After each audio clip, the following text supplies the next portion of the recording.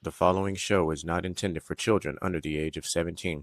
There will be foul language and adult content. Viewer discretion is advised. Numbers in my stock is going up 'cause of my hunger. When you see me in my zone, I'm locked in, not clocked in. I'm never boxed in. When you see me in my When I'm in my zone, I feel like I'm alone. I feel like I'm unknown to the world that's full of clones. My originality's focused on principalities broken. I'm loaning my heart and soul to the game that's scared to pay it back. And failure is a motherfucker. The strength to go on and believing in another sucker who don't see the vision in you. So you gotta work harder times two. Gotta make it do what it do with the limited sources you have. Your dream is still a find that motivation in you and inspire the world to do what you can. If you love it, then fuck it, get through it. Yeah. Mumble mentality activated. I waited for so long. Get burdens I've outweighed. When you see me in my Yep. It is Wednesday. Y'all know what it is. Happy Gentlemen's Talk Wednesday. I know we are a little late. Things come up. Stuff happens. Things come up, things change, the technical difficulties. Yeah. This show was absolutely not supposed to be about the Kevin Hart roast, but it did become the Kevin Hart roast, and that's why my headline still says Chris Brown is legendary. More on that next week. So make sure you follow. That's why like, and subscribe. Yeah. That's why mine says leave me alone. Like you said, more next week. Don't worry about it. I am one half of your host tonight, your boy FTSL DJ Micah B. Y'all know what it is. It's your man's the main guy, FTSL Moo, and I'm just here kicking it with my boy DJ today, man. You know what I mean? Just two brothers. You know what I'm saying? Chopping it up about a roast that took place. Yeah. Before we get into the roast, Cleveland went up 3-2 in this series tonight. Man, I did not think Cleveland would come out alive in a game 5 in Detroit. I'm not gonna lie. I'm expecting this. I'm expecting this from Cleveland because I feel like Detroit is a little too early right now. I don't think they have not what it takes, but I don't think they have the personnel yet. Right. So I'm expecting Cleveland to make some noise. You know what I mean? It's been a long time coming. Y'all have been competitive for a long time. And now it's time to finally start to do something with that. You know what I mean? Start to put some wins together, man. Maybe we'll see you guys in the Eastern Conference or finals. Who knows? But yeah, it's about that time, guys. I'm happy. I'm happy you said they might be a little too early. I don't know if anybody remembers this. I wish I had the exact clip. But do you remember we talked about it on one of the basketball episodes, the Thursday Basket to Basket. One of the episodes, I think Mel, I don't think Troy was on, but I think it was me, you, and Mel, and Troy wasn't on that day, and neither was Boo-Wop. But I said, the Pistons are really good, but it feels like they're like the Cowboys in what was that, 92, where they got to the championship game, but not the Super Bowl, but nobody expected them to get out the second round and beat San Francisco. You know what? That's very accurate. And it was like a year too early, and then they matched up against, I forgot who they played that year, and they lost. And the next year they came back and they started their dynasty run where they won 3 and 4 years, because they were just a year too early and just a missing piece away from actually doing the impossible and winning that Super Bowl just a year too early. And that's how I feel about the Pistons right now. It's like Cade Cunningham is great. Absolutely amazing. The dilemma that was between either Jalen Green or Cade Cunningham when the draft happened is officially closed. That shit is done with, and it's not even close. we all know Cade Cunningham is a superior player at this point. I don't know what Detroit is missing though. I don't necessarily know what it is. I don't know if maybe it's another consistent scorer. I don't know. What you think, Moo? I think they're just missing another consistent scorer, and they might could do some things next year. I mean, they did finish number 1 in the East, so it's not that far fetched that they can finish number 1 again in the East. It's not like other teams have gotten better yet, or you can see them getting better.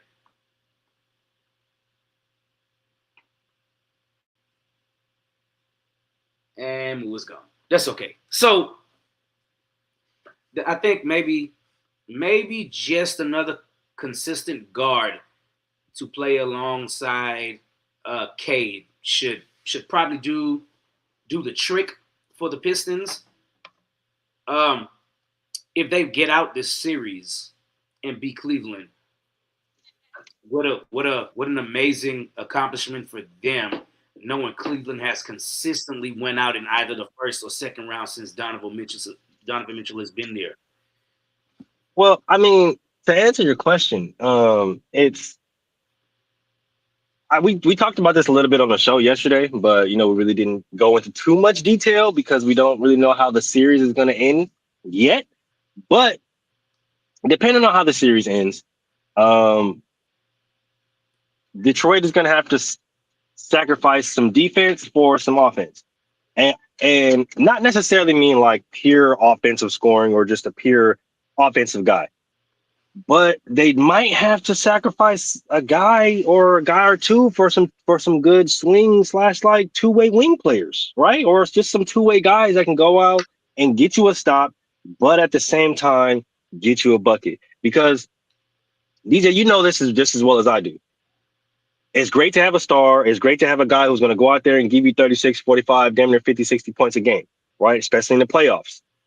But you can't rely on just that in the playoffs. There has to be more, especially coming from your other guys. And every single year we get on here and we scream at the top of our lungs, the others. It's important. You got to have the others that's going to score, the other that's going to create defense on offense, the others that's going to run and push it in transition.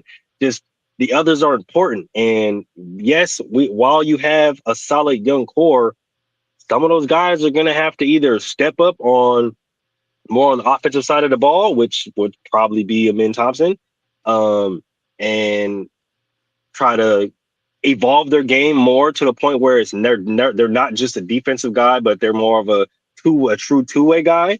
Or you're going to have to sacrifice a lot of these young defensive guys, Big Beef Stew, to a few of the other wing players that may have been budding stars and may have been growing stars in the league, and probably get some guys in there that can do the whole two-way thing, like Caruso, like a KCP, or like guys who are just swing guys who can kind of swing a series.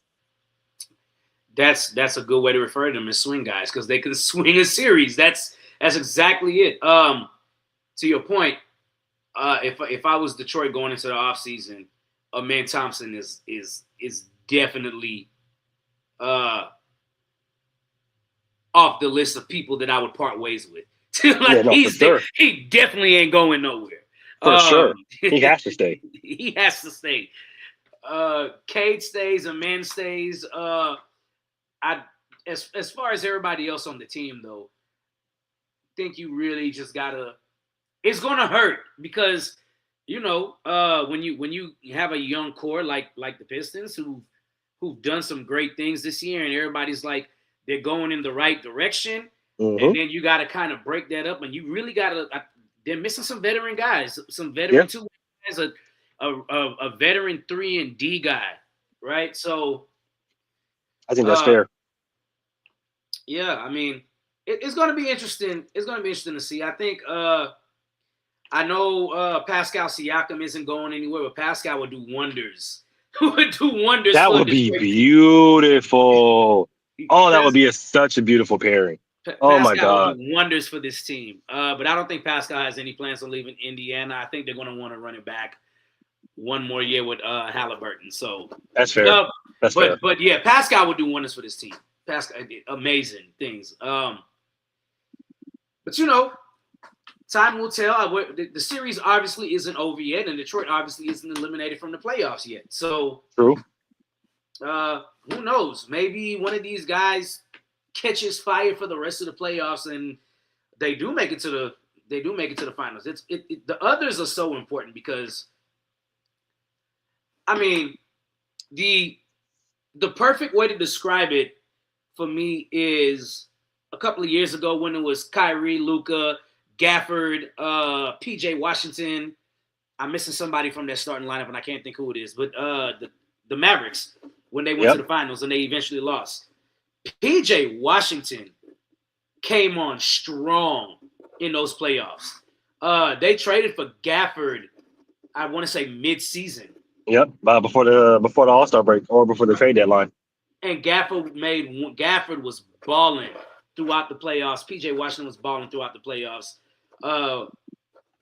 Luka and Kyrie, they kind of traded because you can't double team either one of them. True. Honestly, you can't double team one and leave the other one-on-one because then Gafford is catching all these lobs, and it was. I think they gave up on that team too quick. Same. So, but nonetheless, let's. I don't want to spoil too much or take too much from y'all tomorrow on Basket to Basket. So, let's get into this Kevin Hart roast. Out of what you saw, what did you think about Shane Gillis as being the host? I thought it was different. I honestly expected him or them to go with somebody else, but I feel like that was more of a Netflix decision because Shane has been growing in as far as comedy in the comedy space, in the media space. I believe he hosted the ESPYs, right? ESPYs? Yes. One of those sports ones. Yes. This past year, so I know that once you start to get that whole hosting thing, a lot of people are going to start to try to put you in different lights in different rooms, just to kind of test the water, see how you are, and see if you can do, bigger shows in the future. But no, I thought he did a solid job. I know a lot of people, are really touch and go with Shane Gillis, but I thought he did a pretty solid job. I'm not gonna lie to you, especially for what the event called for. As far as being the roast host and things of that nature, I thought he did a pretty solid job. I wasn't mad at his hosting job. I will say this. I don't want to say his comedy because he did land some funny ass jokes to me. He really did. He landed some funny jokes that people in the crowd did not like, or they were too damn sensitive. Yeah. I will say his style of hosting probably doesn't work well with a roast, but I think if you would have just put him up there to do the roast itself, he would have been perfectly fine in just doing the roast. I understand that, and I honestly, same sentiments. I feel that too. I think that's valid. I think they limited him too much because he didn't get a full monologue in. Like that's what made him really good at the ESPYs. You get a whole 10 to 12 minute monologue where you could just fire off jokes left and right and things like that. So he didn't get that chance. I think he did. I mean, he did better than Molly Kieran on First Take. Chapow, I'm still hot from the roast. She got to catch some strays there, but oh man, that was great. I love that one. Oh man, but overall, I think I give him a solid 6.5, 7 out of 10 on the hosting. That's fair. That's fair. Some people to give him like 2s and 3s. I'm like, nah, I feel like y'all just hating. That's what they did to the Chris Brown album too, but we'll touch on that again later next week. Yeah, that's wild. Yeah, very wild. Who would you say was your favorite roaster This is probably going to be a little unorthodox. It's probably going to be out of left field, but Wow. Draymond Green. That is absolutely not out of left field to me for you to pick it. Resident Warriors fan here. Absolutely. My boy, you know it. That's my boy. He knows it. Yes, sir. He got to know it. Yeah. But no, honestly, first and foremost, I was kind of shocked and surprised to see not only an athlete there, but Draymond nonetheless. Even though I do understand that Draymond and Kevin Hart do have a really solid relationship, and understandably so that a lot of the jokes weren't written by the person who was the roaster. So just to him to go out there, have the execution, be a good sport, because everybody likes to try to put this narrative on Draymond that he's always just mad and this and that, and he's a bully and he can't take jokes. Well, he just went up there and people were talking about his kids, and they're talking about his mom, they're talking about him, they're talking about the Warriors being trash and all kind of crazy shit. And he sat up there and he fucking showed all the pearly whites and was laughing just like everybody else.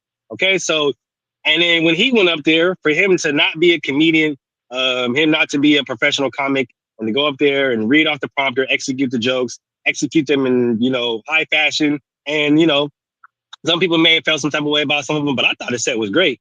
That takes a lot, right? It takes a lot. A lot of people can't get up there and stand in front of a stage or in front of a whole ass crowd full of celebrities, right? That he may run into it later at a point later on point of time in his career, or just in general, where they might be judging him, and you heard the room, right? Everybody didn't like him. So to stand up there in front of that crowd, kind of face that crowd, and regardless of the fact that you're going to get boos, jeers, cheers, laughs, he stood up there, he gave the jokes, delivered a great set, and he took whatever came to him. And honestly, that's all you can ask for when it comes to somebody of that nature being in that type of space. I'm actually I'm actually inclined to agree with everything you said. Not Draymond being my favorite roaster of the night, but everything else you said was spot on ass accurate. He was really good. I think what I will say is, though, I think if him and Shane Gillis changed roles, it would have worked out for both of them much better than what it was. Obviously, Draymond would have got booed regardless, because he's Draymond. He's the NBA's villain. They're going at man cooking. They're going at man cooking, dog, because I'm not going to lie to you. I think the same thing. Yeah. So, I think if they would have switched, it would have turned out better for both of them. But I think overall they both did a solid job. My favorite roast of the night was my favorite roast of the night was absolutely Usher remixing Burn. Having a full-blown concert about Kevin Hart. I'm not gonna lie, that shit caught me off guard. I thought that was great. This shit had me dying. But I think out of all of them, probably my favorite roaster was, believe it or not, maybe Tom Brady. Yeah, Tom came out cooking, dog. Tom, as the first roaster of the night, Tom came out going bananas. Tom had some bars. I thoroughly enjoy, and it's crazy that you're starting to see more of the locker room Tom Brady. Now he's from out of football and from underneath Bill Belichick's reign of terror is what I call it, because you walk in that locker room with Bill Belichick, you leave your personality at the door.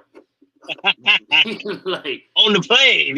Don't even bring it off the plane. Just leave it on the plane. If we going on the road, leave that in Boston. It ain't coming with us. Oh shit. I do. I love Tom Brady's roast. I do like they got Venus and Serena was surprising. Surprising. Yeah. I was like, wait, what? No way. Every time I forget they're from Compton and they had to grow up talking shit to people. Yeah. They do something to remind me. Yeah, I'm not gonna lie, you same sentiments, bro. I've been forgetting They some Compton girls. You feel me? Straight out of the West Side. So I can't even be shocked when I hear them. You feel me? You feel me? Joning or going back and forth because I'm like, yeah, y'all got it, bro. Y'all had to have it. Y'all had to. So, who would you say was the person that did the worst? The person that did the worst to me, honestly, actually, I got it. Yep, no, I got it because I was just talking about this with the wife yesterday. The person that did that did the worst was fucking Kevin Hart himself. I Ah, thought I thought he was finna go crazy. I'm like, oh yeah, nah, you gotta get your get back, gang. Like, I'm expecting all kind of crazy shit. You feel me? I'm expecting all kind of crazy shit, no holds bar. You better cut these niggas the fuck up. Man, that nigga didn't do none of that shit, bro. He was sitting up there with the gun sounds, and I'm like, bro, Kevin, I thought you was supposed to go harder than this, bro. You ain't supposed to come for their neck. All of them. I don't even care if they didn't roast you. I'd have roasted everybody up on the stage just cause. All right. Yeah, I didn't get that from you, Kev. You supposed to be the GOAT, man. What's going on? Nah, I need you. oh Tighten up. no, he's definitely not the GOAT. Definitely not. Definitely not. You feel me? I have about a good probably 10 comics I take in front of Kevin Hart. I'm not gonna lie. Easily. Easily. As far as comedian turned actor, he's definitely on the Mount Rushmore of that. He's on the Mount Rushmore of that. But as far as like a straight comedian, Nah. He's definitely in that top 15 upper echelon of comedians. But yeah, no, he's not he's not one of the GOATs. I will say this. I did not expect the amount that a lot of people thought Kevin Hart was going to fire back with. Reason being is, yeah, Kevin Hart roasts people, right? But the people that he actually roasts, he really, I mean, he doesn't know when he roasts their appearance and things like that. And then if he's going to actually do a roast like he did Tom Brady, he's going to sit there and write. Yeah. Kevin Hart has always been more of a comedian of this is what happened in my life, so it's funny, right? Like, yep. If they would have done a roast of fucking Jamie Foxx and Jamie was going to fire back at the end, Jamie would have went bananas because that's Jamie's lane. Yeah. Oh, yeah. Nah, Jamie would have cooked. Jamie would have cooked. Cat would go crazy because that's Cat's lane. Yeah.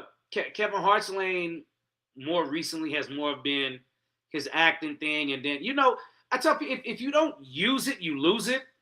Yeah. So, I mean, Kevin Hart did exactly what I expected him to do, not go too crazy on anybody and just deliver some, half-ass laughs. So it's like, okay, that was okay. The person who I thought was absolutely horrible, and I couldn't believe they put it was Lizzo. I don't know whose idea it was. I guess her and Kevin Hart have a good relationship off screen. I don't know. I've never heard anything about. I've never really heard anything about them hanging out and things like that. And granted, not everything is for public knowledge. So that's a great job by them. But whoever wrote Lizzo's monologue should be fired immediately. Like immediately. It was not funny.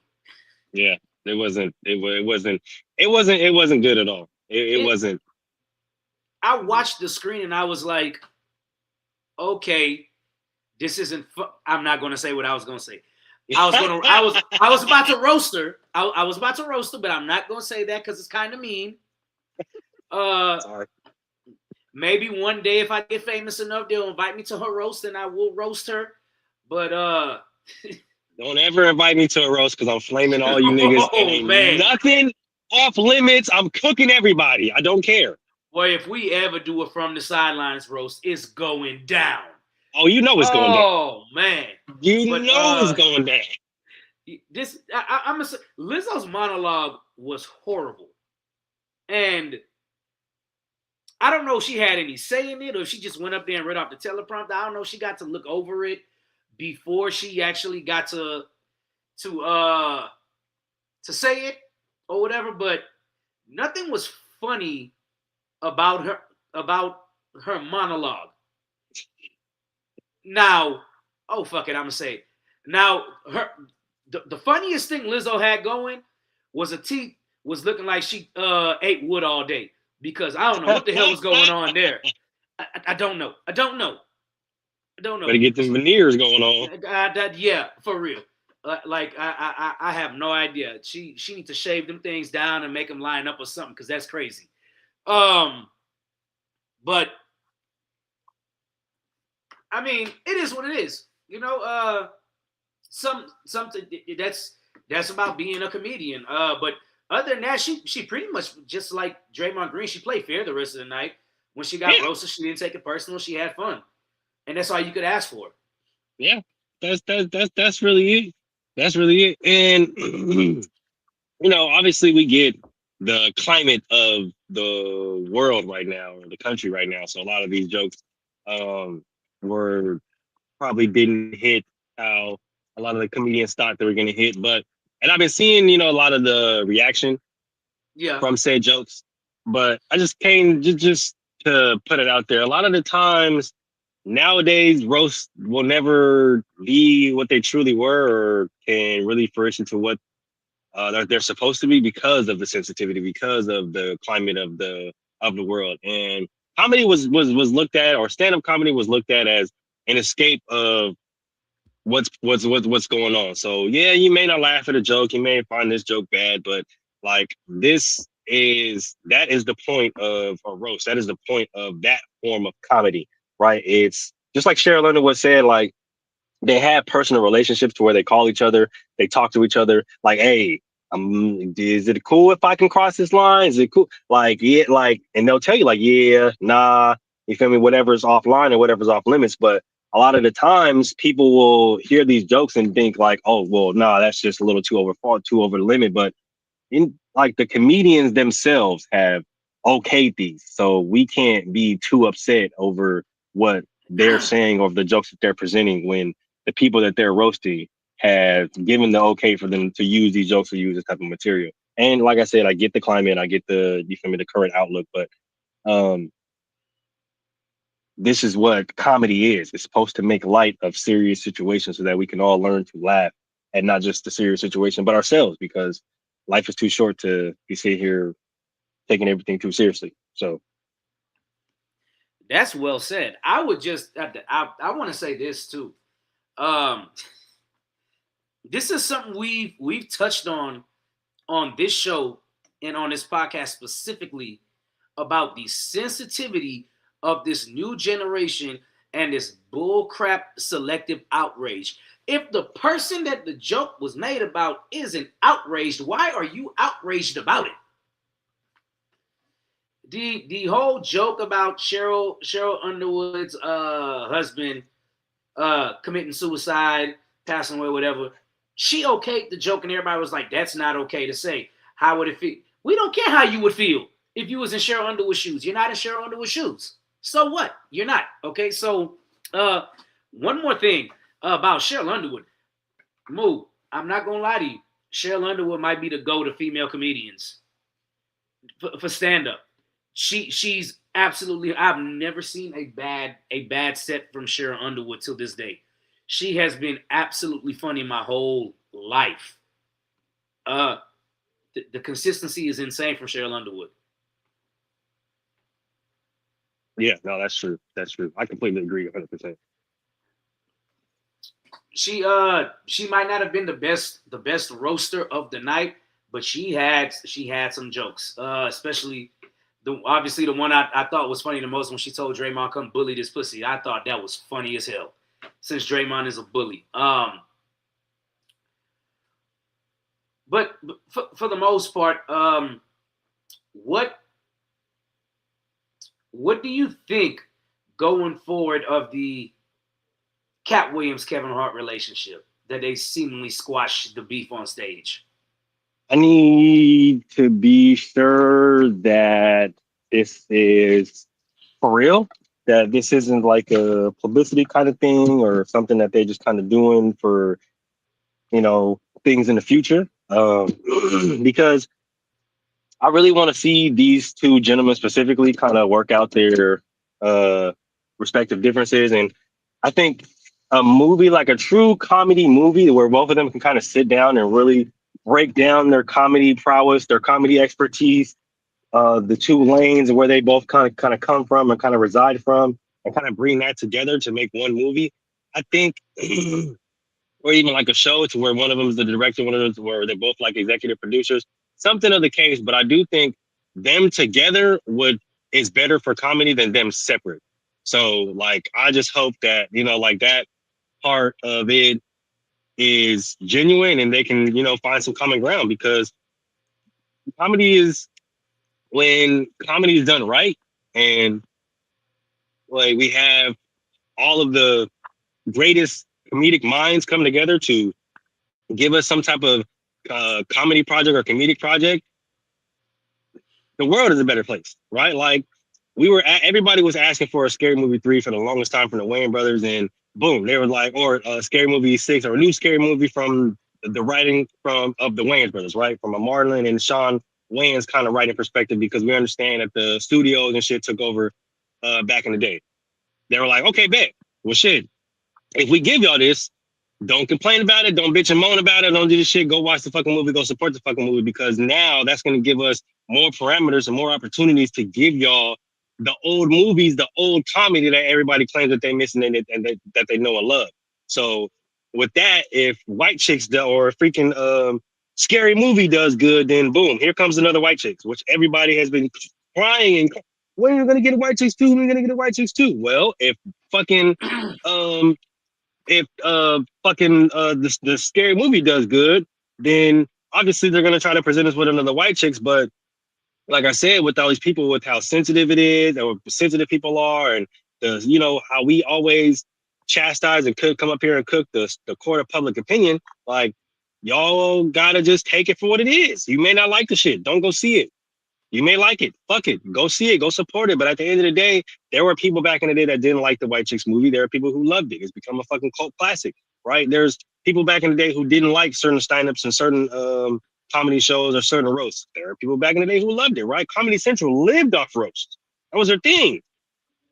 So now I know it's a little different because, like I said, the climate and the environment of the country is the way it is. But this is how we get back to true forms of comedy. And I know a lot of people have a lot of problems with certain jokes, but this is comedy. Like, comedy is suggestive. Jokes are meant to be subjective.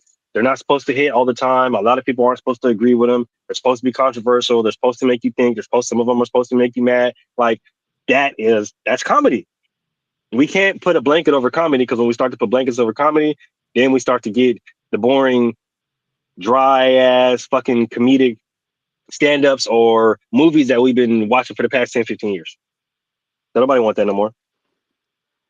I 100% agree. I don't want, and people will take this the wrong way, and I don't care. I want no more Will Ferrell comedy movies. Zero. I'm not a fan of dry humor, bro. I'm really not. Dry humor came about because people felt that comedy was crossing the line religiously, and people with their selective outrage and things like that. I do not want to go back to that. I don't. If you know me, I am a Bernie Mac enthusiast. I am a Bernie Mac fan. Bernie Mac ain't give a damn, right? And to your point with Kevin Hart and Cat Williams, them together is better for comedy than them being apart. Absolutely.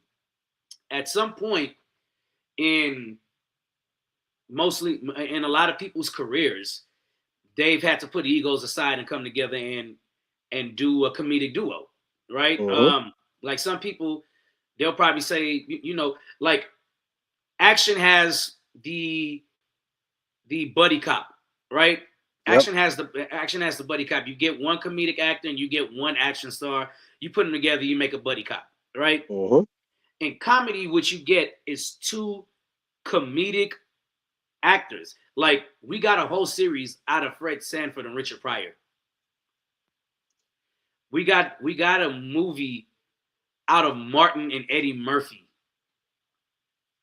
Like, we got Life, a movie with Fred Sanford, Richard Pryor, Eddie Murphy, Della Reese, Pops, the original Pops, not John Witherspoon, Robin Harris. Hell, Yep, Robert Harris. then in House Party, you got both Pops. You got Robin Harris and you got John Yep. Witherspoon. Yep. Like, even if they aren't in scenes together and directly interacting like they did in House Party, you can make that happen. And Kat and Kevin Hart, they're from the same era. Yeah. They are from the same era. Granted, I call Kat the king of that era. A lot of people would disagree and probably say Kevin Hart is the king of the era. I have no problem. They were largely on top. Another comedic duo that came together, that just the Chappelle Show alone, with Chappelle, Charlie Murphy, or for Chappelle sure.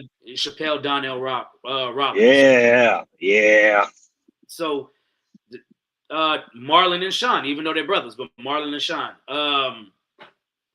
In Living Color had Marlon, Sean, Damon, and Keenan. Mm-hmm. Right? All of them. It'll be interesting to see how far this what do you call it? The olive branch of peace goes. Yeah. I think Kat literally just admitted to the world he was jealous at one point. And it probably because I don't think it had anything to do with comedy. I think Cat Williams thinks and knows in his head that he's funnier than Kevin Hart. I think so too. I think it has everything to do with Cat Williams feels like Kevin Hart really didn't have to go through the ringer. True. I think so too. Like he did. And I think that's what it comes down to. But if that's what it comes down to, Cat Williams should have a bone to pick with every comedian that is out right now. Also fair. Yeah. He should be jealous of the fact that social media came about already when he was at a older age. So it's a lot, man. It's a lot to unpack in the Kevin Hart, Cat Williams thing. But before we get out of here, if you can go back and add any one person to this roast of Kevin Hart, who would it be? Oh, I already said it. They missed the person. I've been saying it since his Funny AF show that he put on Netflix, which is actually a pretty good show. I'm not gonna lie to you. But Dave Chappelle, you're missing Dave Chappelle. Like, and we can't have a roasting a roast without Dave Chappelle. And if you're not gonna get Dave Chappelle, if Dave is too busy, then goddamn it, go get one of the original kings of comedy. I know one of them is gone. Rest in peace. But Cedric the Entertainer is still here. Cedric would have been a great host, actually, for this. I don't know how funny Steve is now, but I damn sure know D.L. Hughley wouldn't do it. D.L. Hughley wouldn't do it. No. DL has already came out and said he's pretty much done with comedy. He's more in a political space now, and which is cool. No, I respect DL for that. You know what I mean? You got to stand for something, and I love that for him. I do think Cedric would probably be the only person that would do it. I don't think Steve would do it either. Yeah, I think you get Cedric though. I ain't gonna lie, and I'm not gonna lie. I know it's been a minute, but I think Ced is he'll deliver. Man, that boy knocked that shit out the park. If I could add, let me see. Yeah, Ced would knock it out the park. I think I would. Okay. Before I say this, people are going to say certain things about Nick Cannon not being funny and things like that. But I would have absolutely added. I would have added Nick Cannon or Gary Owen. Yeah, I was going to say debatable because I think Nick is pretty funny. I do think Nick is funny. When he's roasting, I think he's funny. Yeah, and that's the thing. A lot of people forget Nick from the hood. He can roast. Yeah, I think when Nick is roasting, he is very funny. I think the stand-up lane is not really for him. Nick is probably more of a circuit kind of comedian where he crowd work. Yeah, no, for sure.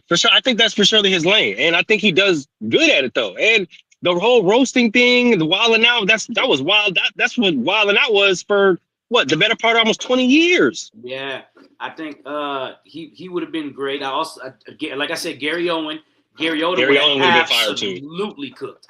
Yeah, and shout out to Gary Owen for marrying another black woman, man. Yeah. I mean, keep that Keep that train going, big dog. We love that. If I was going to add any new comedian, and this is just me being selfish, because I think this comedian is freaking hilarious, I would have added Ryan Davis. Honestly, yes. I would have added Ryan Davis. Yes. I would have added Ryan Davis, and then if I would have thrown in somebody else white, give me Bill Burr. Oh, I wish somebody would have invited Fluffy on stage because he was in the crowd. No cap. I seen the same thing. Fluffy was on. He was in the crowd. There was a few like newer comics in the crowd that I be watching like on TikTok and Instagram and stuff like that. So like, I'm not gonna lie. If you wasn't gonna have everybody that was up on stage roasting, then you should have just filled those spots with the niggas who was actually gonna roast you, because they was up there just sitting back there just looking good, which I'm not gonna deny. They look good, but I thought we had a job to do. Y'all supposed to be up here flaming your boy, and I don't see nobody up here flaming this nigga other than, you feel me? I was expecting, you feel me, Harry to go, big bodyguard nigga. I was expecting everybody to go. I guess that wasn't happening. So I wanted the Plastic Cup Boys to go up there so bad and roast him. Thank you. Because they know things. Thank you. You see where I'm at, DJ? That's all I wanted. Here's what I will say, and I think a lot of people would agree with this. Halfway through this roast of Kevin Hart, it started to feel like a roast of Chelsea Handler instead, because the amount of strays she took was insane. It did, but you know what that made me think about? I think they're just mad that 50 Cent got the fucking they didn't. Oh yeah, that's the first thing I said. That was the first thing I said. Oh yeah. Say what you want. Chelsea looked good, dog. If she throw it at me, I'm swinging too. So y'all can't be mad. I think they're just mad that she didn't throw it at them. You feel me? Like, you can't be mad that 50 Cent accomplished something that she didn't accomplish, man. You feel me? She threw it at him. He caught it. She ain't throw it at y'all. You feel me? Y'all want her to throw it at you because I'm pretty sure that Chelsea Handler be handling. But you feel me? Y'all just wait your turn. And I'm pretty sure she'll get to you when she gets to you. You feel me? But other than that, bro, I just felt like, I feel like some attention could have been diverted. I'm so mad that nobody said that shit. Hey, Chelsea, the black guys love Chelsea because Chelsea be handling. You know what I mean? Chelsea Handler got that handler. You know what I mean? That handler be handling real nice. Man. That's what I heard. But I will say this, though. Shout out to Regina Hall. Not for her stand-up, not for her set, but just for the way she looked up there, because she was looking amazing. And I got to give her flowers for, you feel me, just being up there, being all beautiful in her amazing self. So shout out to Regina Hall. Just shout out to Regina Hall. I think, Regina Hall was bad. I do think the roast of Kevin Hart was definitely missing star power. It was. It was. Like you said, Dave Chappelle, hell, they could have got probably one of the best roasters of all time in Jamie Foxx. Jamie Foxx used to roast him back in the day. But this was an opportunity to go knock on Martin's door and be like, hey, DJ, come on, DJ. We need to him, bro. We need Def Comedy Jam Martin to come host this roast. Martin would have went absolutely stupid on the crowd. Talk to him, DJ, because I would have damn near got Tisha Arnold too. Because she used to throw him at Martin too. Like, nigga, Martin, what's up? I got him for you too. What up, big dog? I does this. I also think it was a little early to do a Kevin Hart roast. I think it was too. I'm not gonna lie to you. I don't think Kevin Hart is even 50 yet. So it's still early. Still very early. I didn't understand when I saw it was like, oh, they're gonna do a roast of Kevin Hart, and I'm like, why? Yeah, why? Why? It's not like he's retiring or he's done doing comedy or done acting. Granted, Tom Brady was done playing football, so it made sense to roast Tom Brady. I don't know. I don't know why they chose Kevin Hart. The next roast, they're going to have to choose somebody. They're going to have to choose a big name again. Kevin, Yeah, Kevin, it, Kevin it's gonna Hart's have to be a big name is name. as big as it gets, really. Yeah, Um, honestly. And for everybody, I'm glad you said that, DJ, because for everybody saying that Kevin Hart did this as some type of humiliation ritual to go higher in his career, the nigga's worth half a billion. How much higher can he go? The president? Y'all want this nigga to be God? Like, what do you mean he's doing this shit as some type of humiliation ritual because he's trying to get at higher points in his career? There's nothing higher that Kevin Hart can do. He's done everything. The only other thing he can do is be ruler of the fucking world. Like, th- I really don't understand when people say that shit. Oh, well, he's just doing this because he's trying to get. How much higher you can get? How much higher can you get from coming from nothing to being having a net worth over $500 million? Being every single movie, having your own production company. bruh, like it's insane to me. I think that all you got to do is turn on Netflix, and Kevin Hart is in like every other movie on Netflix, Come on, right? like, Like he's in every other movie on Netflix.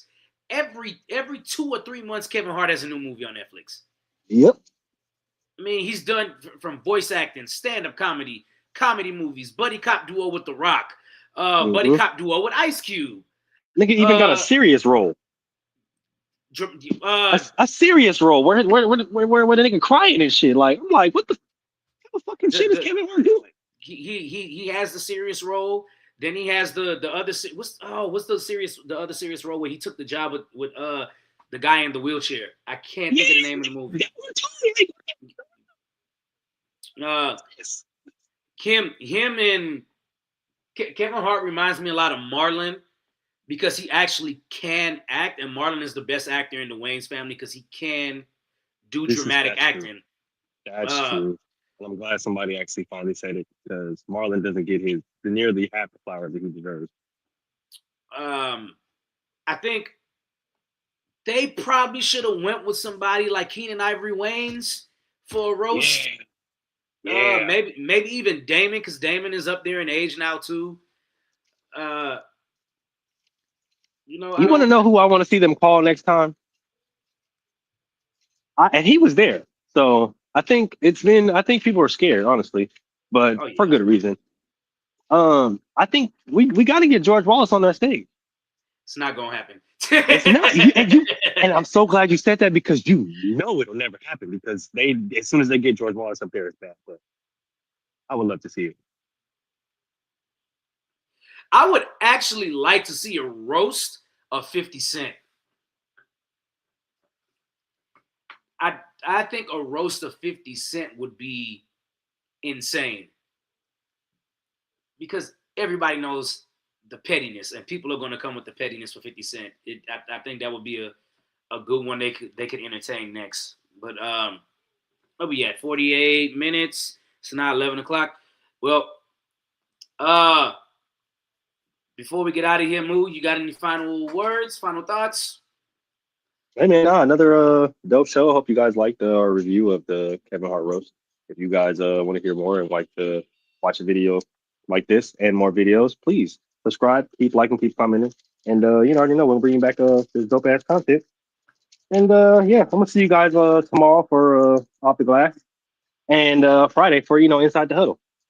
Shout out to my boy DJ for holding it down today. We understand that we was going through some crazy technical difficulties along with some life difficulties. But hey, you know what I'm saying? The show goes on, which means the world goes on. You already know what it is. Stay high, stay fly, stay black. And remember, Baby's Kid says, we don't die, we multiply. I'm gonna catch you tomorrow.